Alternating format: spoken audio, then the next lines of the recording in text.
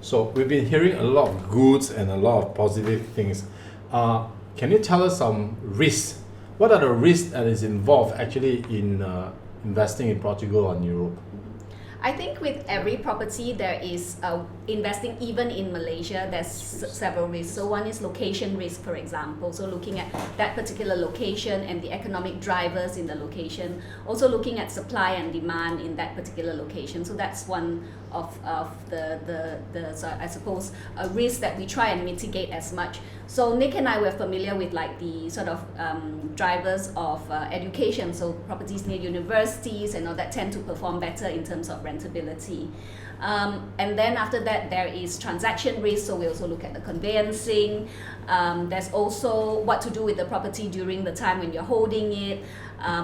Those are sort of risks that we try and mitigate as much as possible, also in terms of the purchasing the property, in terms of like who the developer is and all that. So we do look into these factors when we talk about choosing a property to market.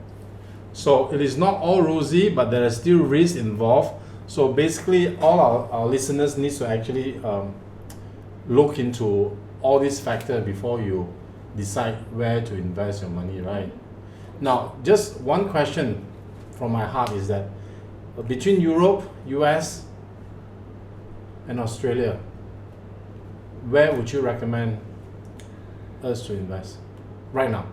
I think there's no one single city that I don't think there's one single city that you can just say because we need to understand what is it that you're looking for. In terms of migration, Australia is probably not as easy as it is now than before. So maybe Europe, maybe Portugal. As a place to stay, a lot of Asian families or such, they still have a lot of liking for Australia. So it depends. There's no one answer for it.